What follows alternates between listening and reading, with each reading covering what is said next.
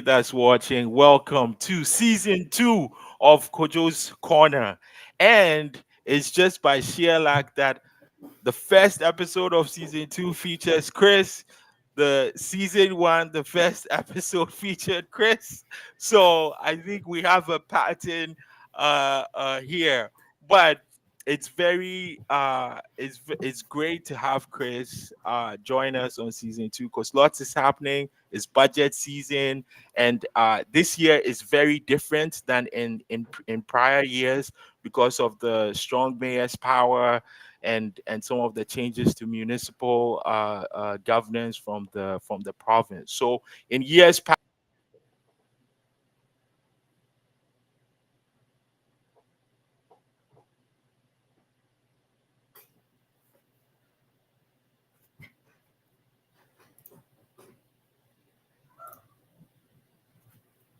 to it, budget is going on. What are some of the things you feel is missing?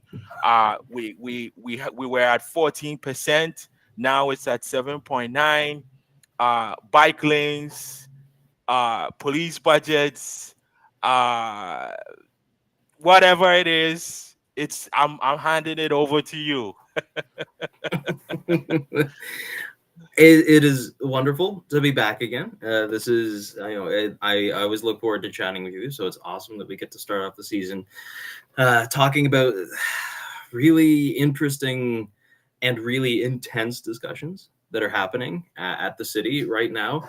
I think we cannot talk about the budget without talking about the changes that the province has made, the changes that they have forced on the city, and a lot of the spending that honestly is to make up for what the province isn't doing. So I think that's probably one of the biggest things right now. The fact that with the way that Doug Ford is running his government. I mean, we all know he wants to be the mayor of Ontario, right? Like he wants to stick his fingers into everything that's happening at the municipal level. And to do that, sometimes he delegates powers and gives responsibilities away. And so a lot of his legislative changes over the past little while have been to absolve him of responsibility and absolve the provincial government of responsibility for things and make municipalities pay for it. But as we all know, municipalities cannot spend and it cannot generate revenue the same way that the province can. So what he's doing is he's putting municipalities into an impossible position because he wants them to either take the blame for all of the tax increases or cut spending, which is what he would have done if he, became mayor of Toronto like he wanted anyway.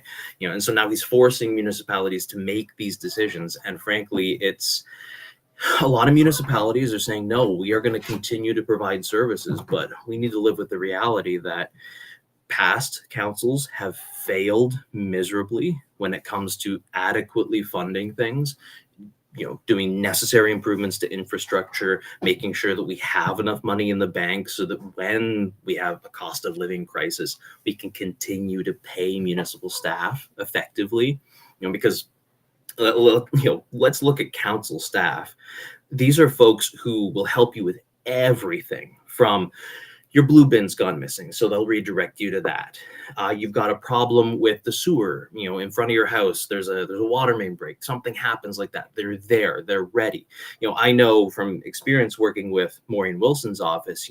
The folks in Maureen's office, Stephanie Hilson and Mary Louise Piggott, are there all the time, ready, waiting for any sort of thing that happens, and they deserve to be compensated for what they do. But we expect city hall staff to live on minimum wage but be at our beck and call 24/7, and that's not okay, right? So we need to effectively fund these things, and in order to do that, we're going to have to look at raising taxes. So when you get things like Ted McMeekin's 4% increase symbolic motion, it's really just populist gesturing in response to populist politics from the province. So honestly, there's a lot of really weird stuff going on. Yeah, and you raised a comment. I think you've raised a couple of things, but I because I saw this on the news on CHCH where they said St. Catherine's, right, in 20 I think in 2023 they had a 10 like double digits property increase, but then this time around they've reduced it to a very single digit number, and the mayor was saying that look, the reason we were able to do that this year was because in the previous year we had a bigger threshold, so now we can reduce it. So this maybe it's a rhetorical question, but it's like, why is it that we're not seeing some of that thinking, right? And we end up just hearing the low taxes, low taxes, low taxes. I keep on saying, duh, everybody wants low taxes, but who is galvanizing people and explaining things to residents to understand where we are?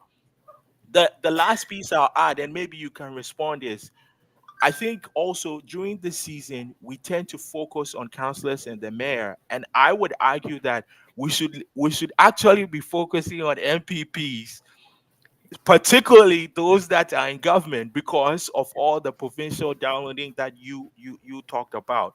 So why is it that they can't come up with solutions, but they come up with political talking points? Hmm.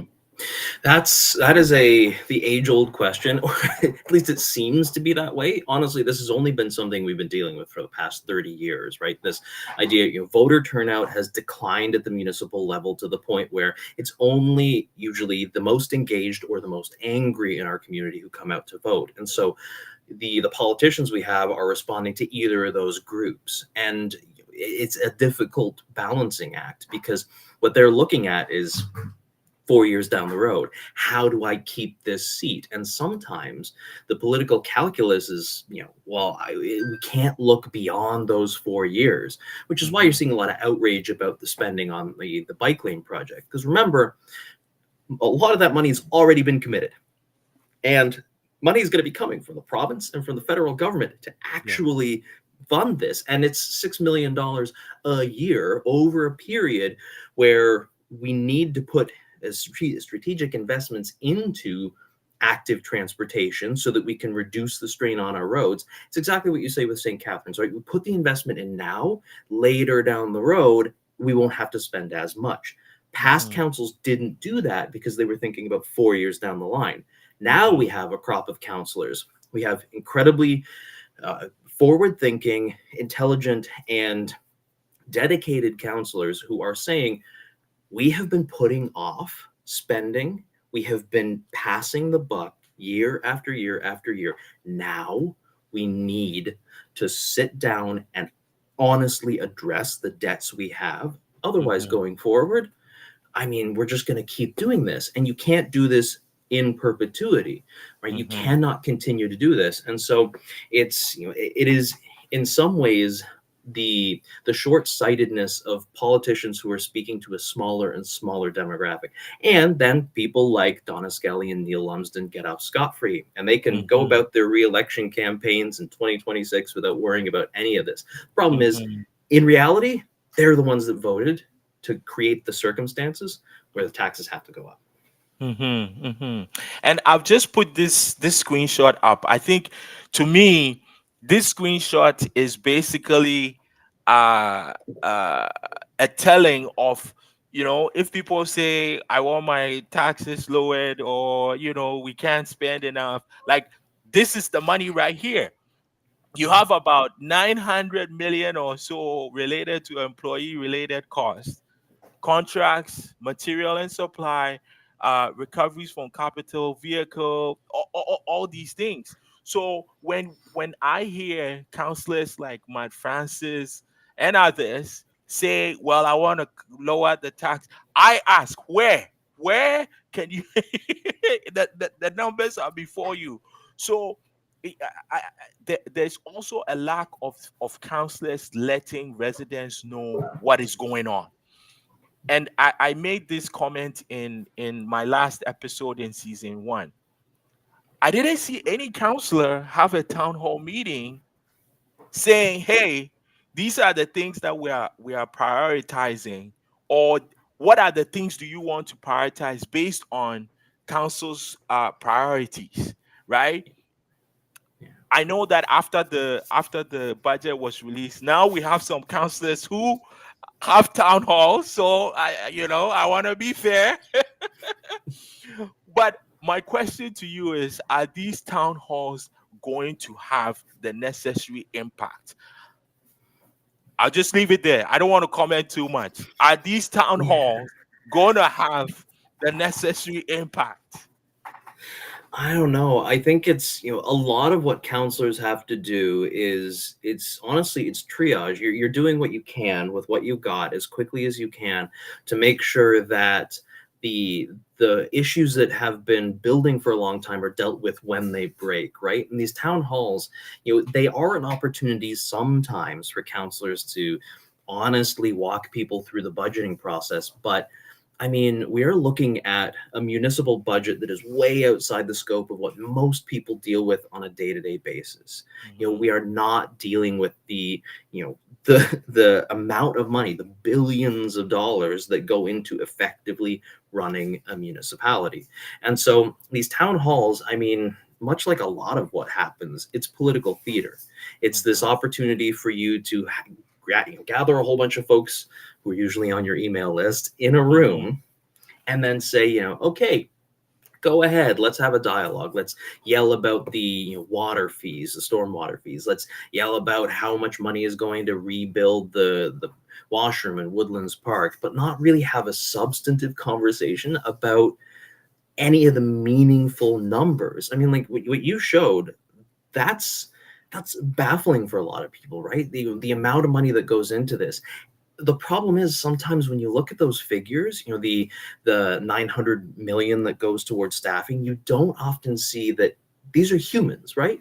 These are people who are working, who are then taking money and spending it in the local economy, who are, in buying homes, well, if they can, usually just paying mortgages on what they've got, or Mhm. they're contributing to the economy. And just like when John Tory was still the leader of the PCs, and then when Tim Hudak became the leader, right? They kept talking about reducing the size of the civil service because that'll bring taxes down. Sure, but then you're laying people off, and those folks then aren't putting money into the economy. You can create the conditions for a recession by Mhm. dabbling too much in that. And I think Mhm. what we need to do is honestly have that conversation. Realize that money, it's going to these folks and then it's coming back into our economy, right? It's all Mhm. circular. So I Mhm. think that's something that we forget sometimes. Mhm. So, let's comment on one more thing, and then we're going to move into what I would say probably the most extensive written piece about politics on your publication. So, earlier on, I guess during budget season, there was a news article or story that we heard about, and it was from Councillor Matt Francis, and the Cole's notes was he was on a ride along. During the ride along, they had a visit at an encampment, and there was someone that was pregnant.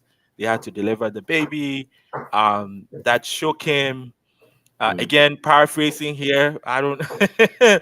and okay, well, let me just read it. Yeah, my heart goes out to the mother and any other mothers in a terrible situation, said Francis, a father of two.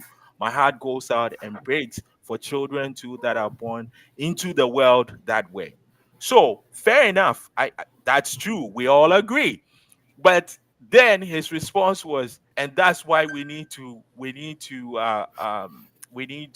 increase the police budget. And Mm. I think we can say that we can separate a police budget from an issue that's happening in an encampment. And to me, and I think for others, it's like, well, if someone is giving birth at an encampment, the solution to that is not to say increase the police budget. It's probably many things, right? Just thinking off the top of my head, what about it if we know there are any pregnant women in encampments or pregnant people in encampments, let's give them priority on the shelter list. I think that makes sense, right? So what when you read this, what was your take, or what did you think about the whole thing? Yeah, when I read this, I realized I missed it by that much. Just he came so close. It's incredible that he was able to see this and was able to express a considerable amount of empathy for folks in these situations, but remaining completely committed to an enforcement first approach. It does a disservice not just to the folks who are in these situations, but to the police themselves and to every other first responder. I know I have heard from individuals who work with people who are experiencing homelessness or near to experiencing homelessness or have, and they say oftentimes the police are not trained to deal with some of the complicated situations that are going on. Social workers are trained, sometimes paramedics and other folks with medical training are trained, and he talks about here how it was paramedics that ended up helping, but oftentimes the police can get in the way because they're looking for a crime that has been committed so that they can justify being there, right? And if you're getting in the middle of life-saving medical services, or if you're getting in the way of somebody who's finally had a breakthrough with a social worker or a therapist or somebody who's able to help them work through the issues that they're dealing with, you can send that person right back into the same cycles that caused them to be in these positions in the first place. And so I feel like the best way that we can ensure our communities are safety for people living in encampments, people who live near encampments, and for police themselves, is by taking the resources we have, diverting them to programs that will help people, and make sure that we have, instead of enforcement first, housing first, medical care first, mental health care first. These are what we really need to see. And for him to say, this is why we need to give the Hamilton Police Service more, it just shows that he's responding to concerns in the community that equate police with safety. Because remember, police respond when something has already gone wrong. And what we need to do is prevent things from going wrong in the first place. You can prevent somebody from having to give birth in a tent in the cold by Mhm. ensuring that there's housing, by ensuring that there is enough space in the adequate facilities so that they can get the health care and the respect and the dignity that they deserve. It really has just missed it by that much. Just so close. He's on the right track, but Mhm. a little bit And of a overshot. and you know the part that's very ironic. This is the same counselor that said he wanted to create a registry where residents could take in encampment neighbors, and I'm like, it, it, I just don't get it. And in the piece, he also says he saw all of this, and this has led him to more reflection. And I'm like, yo, you ran for city council. It's not that during that time there wasn't a housing crisis, right? So things have been going on. Then now you go into a situation and see how dire it is for vulnerable people, women, children, babies. And now you're like, cool, I'm going to go home. I'm going to reflect and more money for policing. Peace out. My job is done. And let me even add, and now there are parking lots in his ward. People want to build housing. He's like, nah, I ain't having that. It's like It is straight from the populist playbook. And that's why I I referred to him as Hamilton's own version of Ron DeSantis, right? Using people as pawns to suit a political aim, and it's not okay. Like, great that you went on the ride along. It's that you saw these things, but come on, man, like you have to recognize that it's human beings you're talking about, and Yeah. you can't turn the community against them. You can't say, no, we're not going to build social housing that's supposed to be for people in these situations because you want to protect a parking lot. Yeah. You can't. And the registry, again, the fact that he took an angry Facebook comment and almost made it policy, that is it is practically disqualifying from being in public office at that, right? It's just so close but so far away. Yeah. So that segues us into a detailed. This is your research chops on display right here. A detailed analysis or investigation piece. I don't know now. Whether you are an investigative journalist now or Oh no, so. I don't have the stomach to be a proper journalist. I all respect to the real journalists in the city. I can't. Yeah. Good. So I was very intrigued about your write up, and I had noticed the group on Twitter. At first, when someone says concerned citizens, you're like, yeah, lots of people are concerned. But I did some digging and I came to the same conclusion as you, and I just left it. I didn't wanna say anything, do anything. But can you just give us an assessment of what you found and what you think is particularly maybe concerning, or what is like, what's going on here? Because I think a comment you made was like, these folks have literally just spent like 20K promoting things that are probably, again, not factual, just engaging in like emotional frustration against certain counselors. And I think in your piece you talked about how they were going after Counselor Danko, and others. So yeah, well, can you expand for people that even may not know that this group exists? Yeah, for folks that aren't reading the print edition of the Spectator, or didn't get the the any of the suburban papers back when they still existed, the Dundas Star, the Hamilton Mountain News, all those ones to their door, they might not have seen what looked like ransom notes. For weeks in the paper, a full quarter page, and those ads are expensive.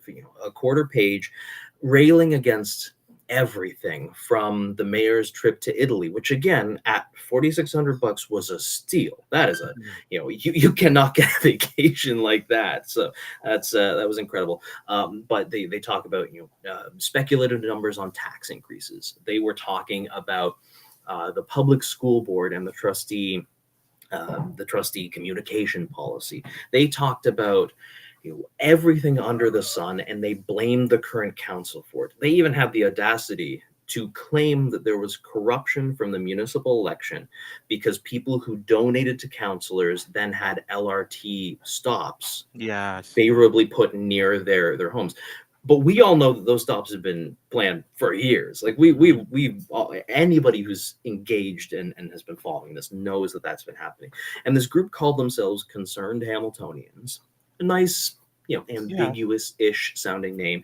But as I pointed out in my piece on my newsletter, it's actually a callback to Concerned Citizens for Hamilton, a slightly pro-business but mostly pro-reform council group that existed in 1985, and they Yeah. wanted to change the composition of city council because they didn't agree with the direction of things. And so Mhm. this is a callback to that, but this is just pure populist nonsense. Mhm. They would spew facts that were borderline misinformation.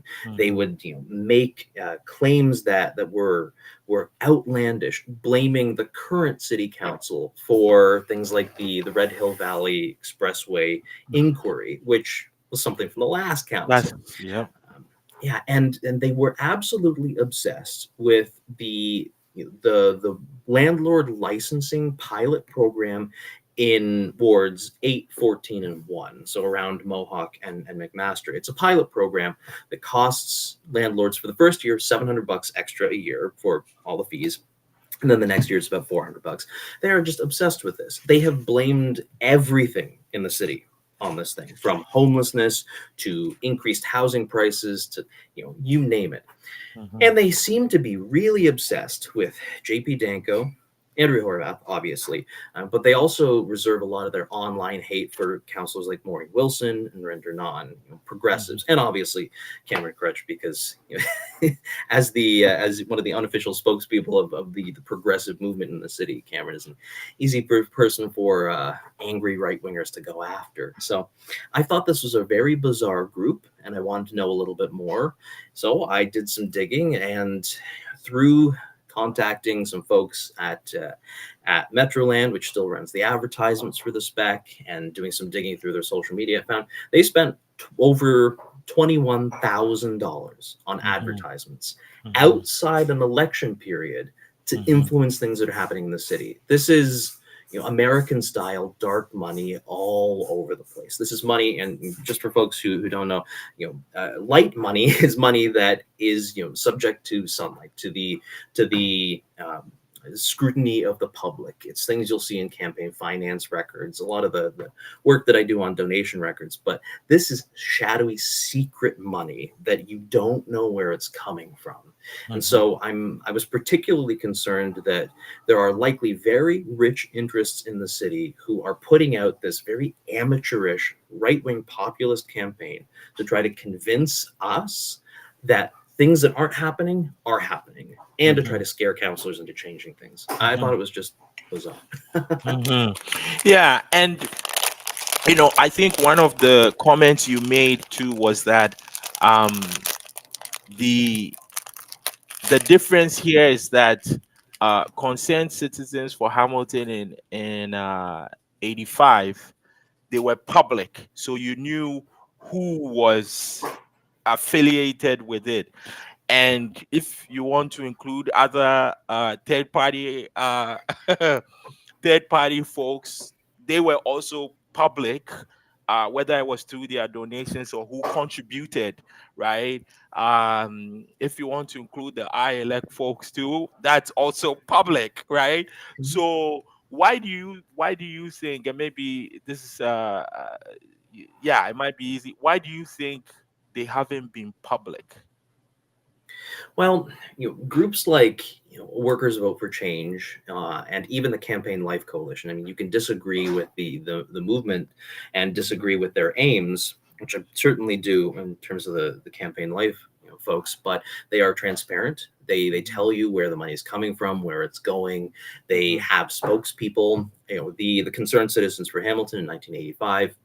They were very active in civic affairs, and they had a whole host of people who, were interviewed by The Spectator, who were very forward with who they were. They were transparent. They wanted people to know because they were proud to put their names behind this.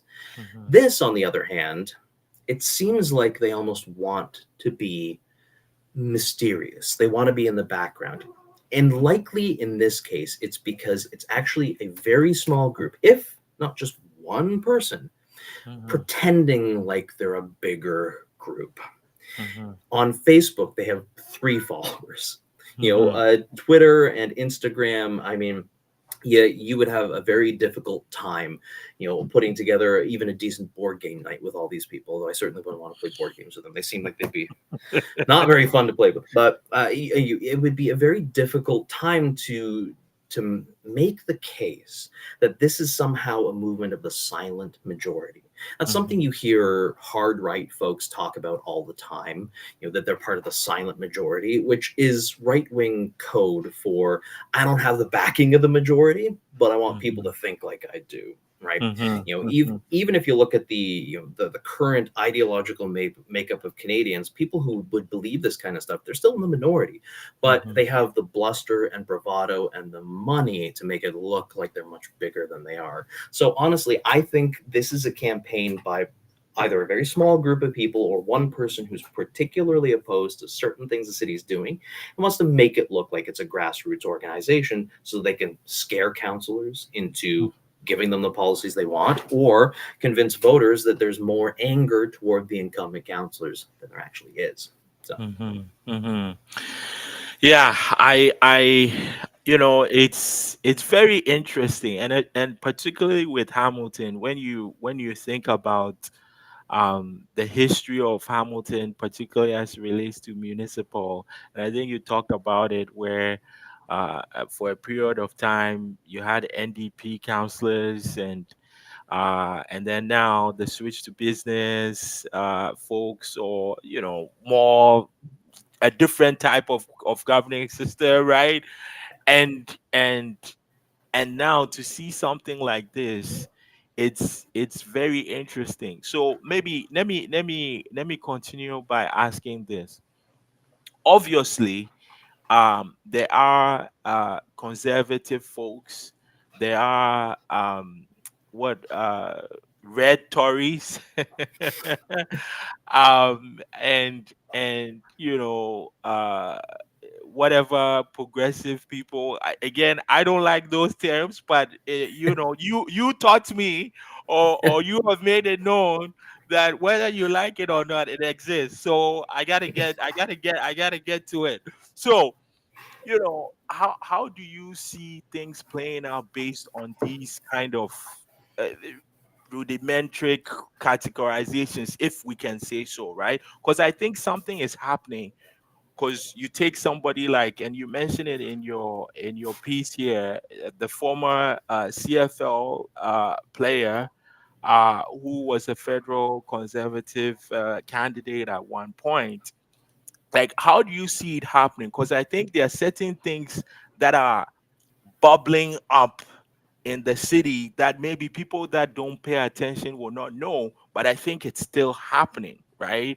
So mhm. where do you think we are going? Because when you look at folks that are connected to the Conservative Party, whether federal or provincial, the fact that we are seeing property taxes increase, that's their rallying cry to say, hey, what's going on? So how do you see that working or playing out in the next couple of years?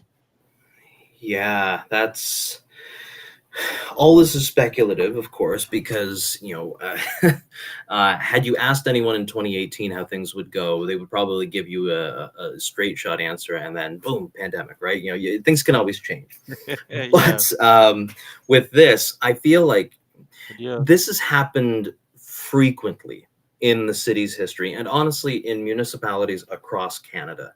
Hmm. Every time people who really want substantive change get involved at the local level. You saw this in the late 1800s into the 1900s when workers groups started to form. Then you saw Yeah. it in the 40s when the CCF, the forerunner to the NDP, started to get involved. And then again in the 70s and 80s when the NDP was involved. Every time you see people who want to change things, could even just be, unaffiliated folks who want to stop the destruction of a particular community. You saw that in Toronto with the people who opposed the Spadina Expressway. You saw it in Hamilton with people who opposed the destruction of Strathcona. These sorts of groups that want to change the discussion, where they want to have a different way of governing things. The people who are in power, who stand to make money from the way the municipality works, they will oppose them with everything they've got. They will Mhm. stand up. They will put as many candidates up against them as possible. And what you're seeing right now is a new age of progressive politics in municipalities. In places like Ottawa and Toronto, you have Horizon Ottawa, Progress Toronto. You've got Mhm. these organized groups of people who are keeping progressives organized between elections Mhm. about municipal affairs. And they're drawing in people from the Greens, from the New Democrats, from the Liberals, unaffiliated people. Mhm. You're starting to see the right oppose this because they stand to benefit from the way the municipality works as it is. It's the same Mhm. reason that all the people that were involved in the development industry in Hamilton were either connected either through 1 or 2 degrees of association to all the people who were involved in the Greenbelt scandal. right? Mm-hmm. Mm-hmm. Because they can make money from the way the city is working now. And so what they're going to do Mm-hmm. is try to oppose things. And they know that the positions they take may not be the most popular. A lot of people have a problem with urban sprawl. A lot of people have a problem with car centricity, with the destruction of the environment, with municipalities that seem to work better for developers than everyday people. Mm-hmm. And they know that selling the status quo to people, that's not going to fly. And so what you need is something fun, something big, something dynamic to get people engaged. And so you see these people rallying against taxes, rallying against some of the more extreme ones, rallying against wokeness, against municipalities that take a stand on the current conflict in Israel, Gaza. You're seeing a lot of opposition to things that aren't necessarily what the day-to-day responsibilities of a counselor are, because it's something that they can go knock on doors and say, you angry about this? Are you Mm-hmm. angry about a woke city council ruining your Santa Claus parade? Didn't Mm-hmm. happen, not going to happen. It's not a real thing, but it's something that they can make people mad about. And they Mm-hmm. know that anger does two things in an election. Anger motivates people who are already angry and turns everyone else off. Mm-hmm. Negative advertisements do that excellently. They Mm-hmm. make your electorate smaller. And that's what the right wants to do. They want to make people mad, and they don't want people voting. Because when Mm-hmm. more people vote, they lose. Hmm. Yeah, well, that's an interesting. Yeah, that's interesting. And I look at uh the vacant tax fiasco. Yeah. And most of the folks that were against it are like, hey, this is another tax, people are going to be angry. And I think it was a couple of counselors. I won't mention names. We know who they are. There was an argument about, they are seniors in my area, and they won't be able to decipher what's going on. And I'm like, why is it that these folks always pick and choose things, but they don't have the whole picture, right? Because when it comes to snow clearing, I don't see those same people saying, "Well, they are seniors in my area and they need their sidewalks cleared, because who's going to clear the sidewalk for them and put the salt on it to make sure nobody falls down?" Right? Like Yeah. they pick and choose. And I think it was Dr. Zachary Spicer that gave the great example of, like, these people know how to play on people. When people are like, you need to increase my taxes, they are like, oh, I'm working on it, man. Things are tough. I'm the only guy there. Not everybody's on the same page. Then when it's lower my taxes, they're like, well, I'm fighting. It's the woke people and the progressive people. They like tax and spend, tax and spend. You know? So Uh, I find it like they are urgent issues the city is facing, but then we end up doing these. I think you mentioned it, political theater, and then we end up not making a decision, and then we are back again, right? And everybody gets angry, right? Which is what you are saying drives the way people vote, right? And the way people couch what it is they are going to be talking about. So yeah. let's finish off. We have about 20 minutes or so. Where do you see this budget discussion going? As I said, there are a couple of town halls coming up. I'm not here to promo anybody's town hall. You can contact your own counselor and figure out if they are having a town hall or not. But some are happening in the next 2 weeks or so before February 15th. How do you see this eventually shaping out?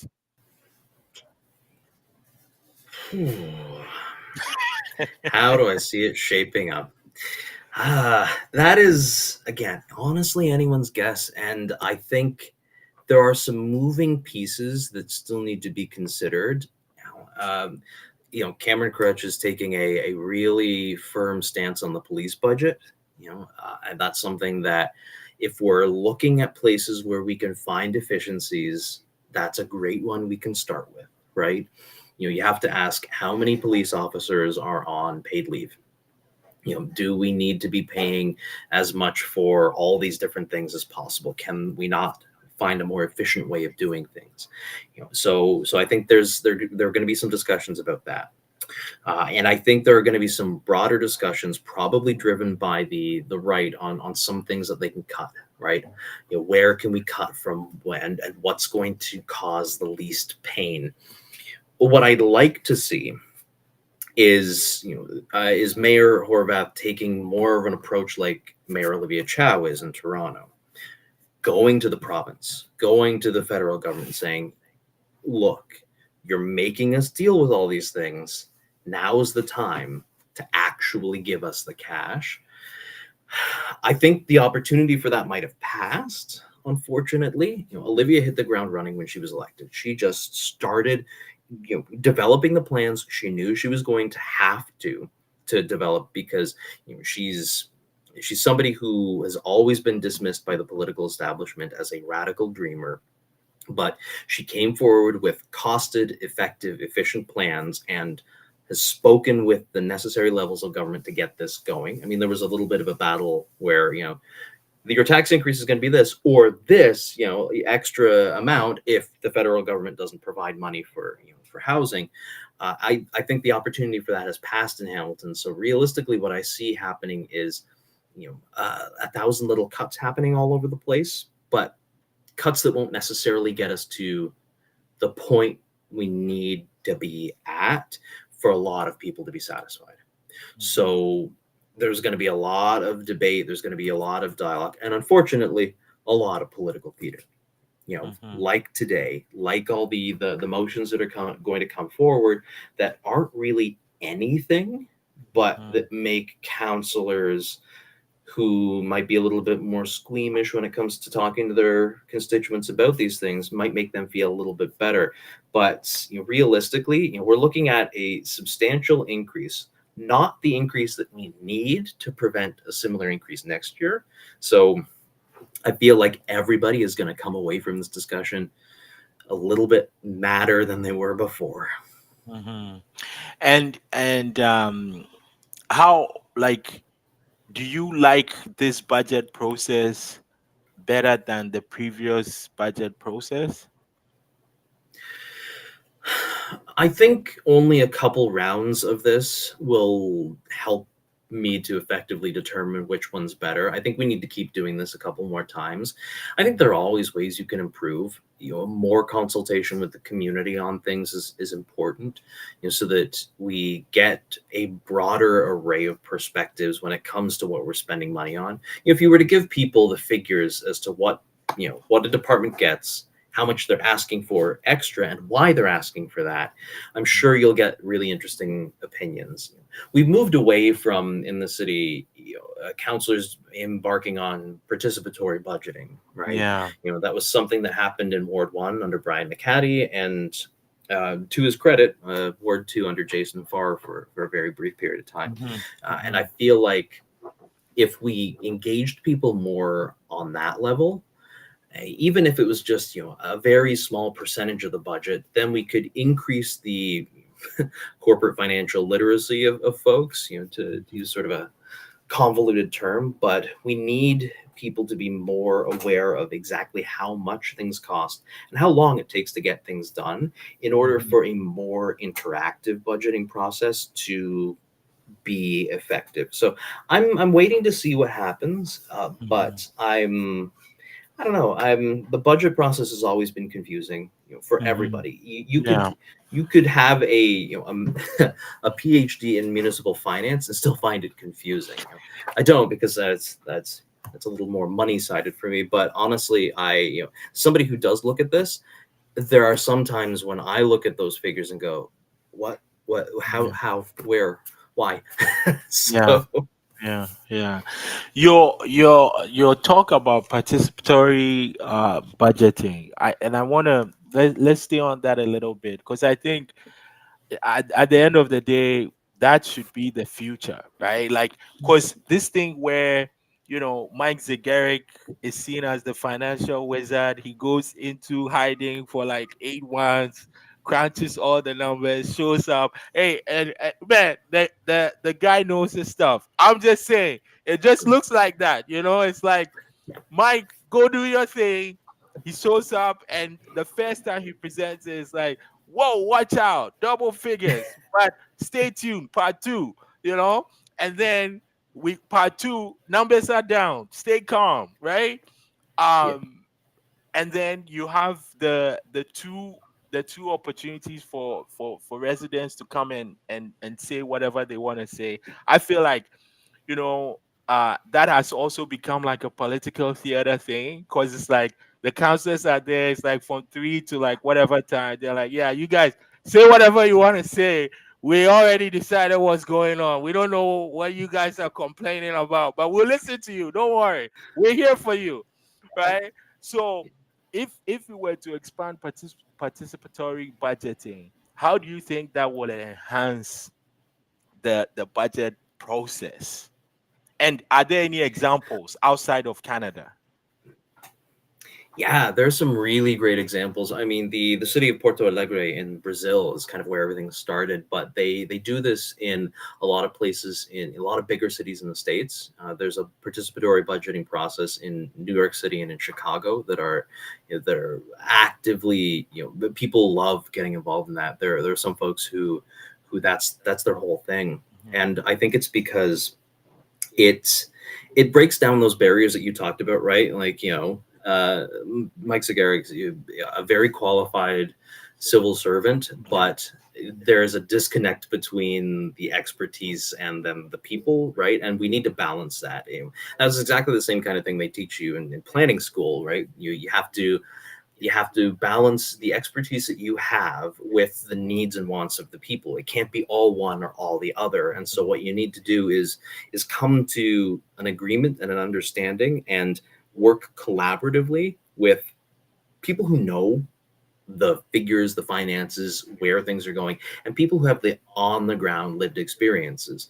And that's, kind of what I raised earlier. It's like 900 million for staffing Mhm. seems abstract. Mhm. Then you think about it from the perspective of people, right? So participatory budgeting can help take a complicated, uh, and often very bureaucratic and very, legally confusing thing, and open it up to the people. When I was involved with the Ward 2 project, it was on the urging of my friend and colleague Norman Kearney, who's the one who's behind everything. He organized these sessions where you'd have city staff come in and talk to people in the community about, okay, so you want a community garden, here are the steps to getting it. Oh, you want improvements to the rec center, here's how we get that. Mhm.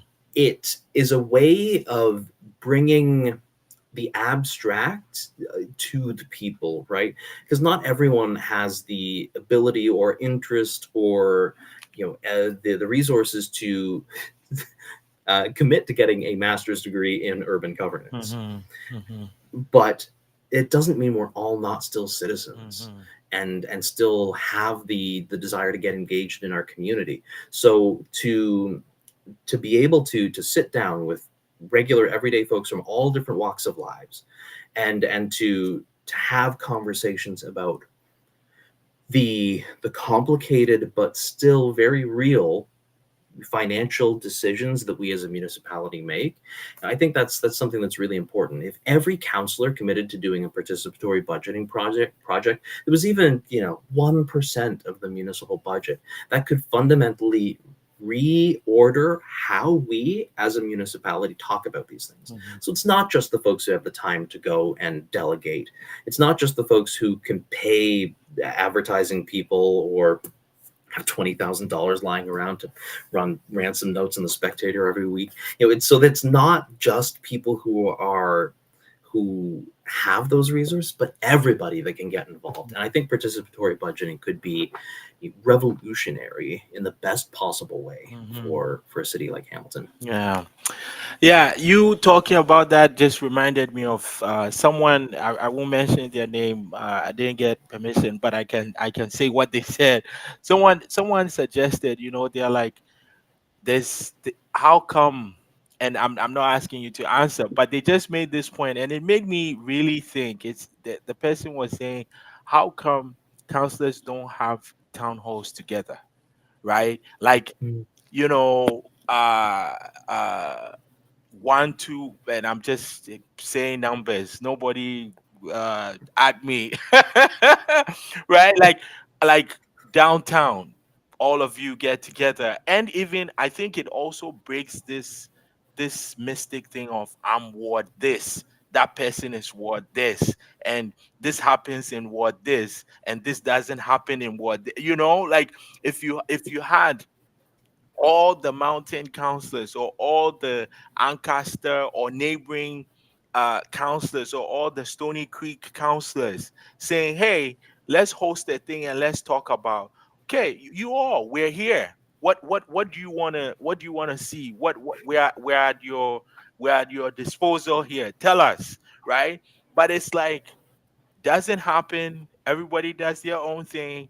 Then they go to the table. Then they are arguing. Then one is saying, cut this. One is saying, don't cut this. But they are like, you all are neighboring people. Right? But anyways, I thought it was interesting for that person to raise that point. It's like what like we talk about saving money, right? So why don't you all just get into one place and then we save money on all of you doing your individual town halls. But anyways, what do I know? I'm just a guy who's on a podcast talking to another guy who writes a newsletter. So we don't know anything, right? So um so your response to that, if you have any. Uh, I think I heard somewhere, and I can't remember who told me, but very recently, Alex Wilson and Craig Kassar hosted a joint town hall on a road project, but it was a very specific kind of thing because it was a road that ran through and I think bordered both of their wards. Mhm. But I think it would be a good opportunity to have conversations about because there are a lot of things that we in Ward 1 have in common with Ward 2. I mean, I can see Ward 2 from my kitchen window, to do a Yeah. Sarah Palin. But and I and Ward 13 is it's a stone's throw away, right? Yeah. So do we could have conversations between all of these wards. The problem is you run the risk of the encampment meetings happening again, Yeah. right? When the mountain encampment meeting was chaos, and it Yeah. was taken over by politically motivated folks. And the downtown one was a little bit less chaotic, but it was more managed, and so I feel like a lot of folks felt like they didn't have the same voice Mhm. in the downtown meeting. So I mean, there's I've I have advocated for the creation of community councils in wards, Mhm. having not just a ward counselor, but then 5 or 6 or 7 community counselors in different neighborhoods who can then collect the opinions of their neighbors and bring it up to the counselor. And this is something that they do in places like Los Angeles and Washington D.C., where it's difficult for folks to get in touch with the counselor directly, and so it's a better way to actually to have that kind of conversation. But that's that would be a tough sell Mhm. for a lot of people, and I feel like there's something really cathartic about going to a public meeting and venting your frustration. But I think there are ways to do it effectively. Mhm. It's something you'd have to figure out and sit down and plan. Mhm. And some counselors are certainly better than that at that than others. Yeah.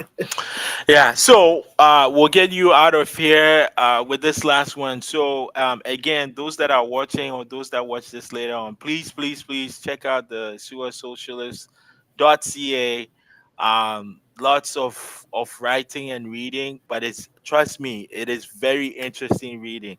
You know, what is it? I got to see a picture, an old picture of Terry Cook, who was, yeah, who was endorsed by the concerned citizens of, and it's nice to also see some of the names, right? Like I've read a lot about Geraldine Corpse, right? Like just seeing some of this in real time and trying to connect it with what's happening. And look, hey, I was like, there's Don Ross. I know Don Ross. So it's fun. I like to have fun sometimes. It's your writing is very interesting, and I think the key thing is it brings history, brings it into what we are seeing right now, and it's fun. So for those of you, the Sewer Socialists.ca. Check it out. Subscribe, right? And then that way, when it's out, you get it right into your inbox. Get a coffee, relax, and do some nice reading and learning. So, what are you writing next? What are some of the things that you're thinking about writing? Give us a preview. I can say, you only get a preview on Kojo's Corner. That's true. Yeah, you usually don't give folks a preview, so this is exclusive Yeah. to everyone watching and listening. Yeah, I'm working right now on some of the. There is a lot of heated rhetoric around uh, international students, and that's something I'm kind of writing about. A lot of people are blaming newcomers and international students for the housing crisis, but I think that's way off. Mhm. I'm also looking at the police board, some of the recent changes and the membership. That's something that's going to come up in the future. But there are some other things that I've kind of got in the back of my head, sort of bubbling. I'm also always looking for, if somebody thinks that something is big and has been missed by any of the other outlets, I'd love to hear from folks, and I'd be more than happy to do a little bit of research. I mean, I got to put this PhD to good use somehow, right? So, and until somebody hires me at a university, this Yeah. is this is what I'll be doing. So, it's all free. So. Yeah. So yeah, thank you very much. And my last comment, because I know maybe this individual might be watching. A big shout out to Mark Anderson. Mark Anderson wrote a very great piece, responding to the money for the bike lanes. And I just wanted to, if you haven't read it, if you haven't checked it out, read it, just yeah, read it. It's very important to hear from other people. So just want to say big shout out to Mark. I know sometimes he watches this, and it was great to see his opinion piece, and it speaks to what, Chris, you also say all the time. I think people need to start sending in opinion pieces, because we read some of the stuff that Scott Radley writes, and he can write whatever he wants, but sometimes I think it lacks some nuance.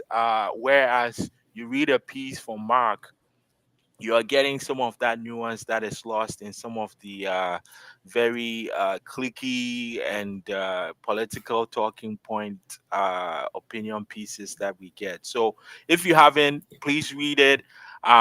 If you're following this on Twitter, I might add it as a thread on YouTube. I will post the link, and hopefully you can check it out. So that is us. Next month we're doing a full-on Black History Month edition of Kojo's Corner. So we'll be talking to lots of Black community members.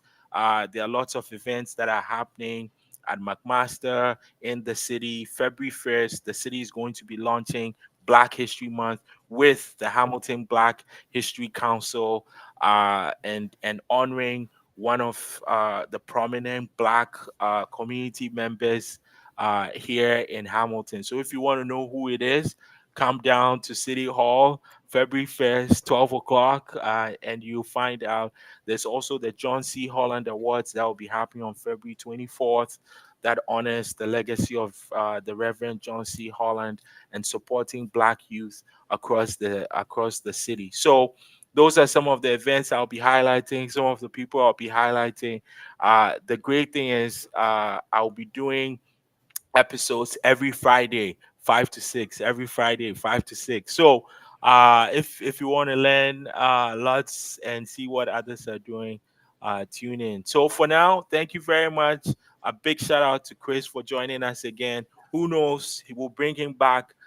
First episode of season 3. I'm looking forward to it. I'll put it in my calendar. Okay, see you all. Thank you for joining Kojo's Corner, right at the intersection of people, participation, power, and politics. See you soon.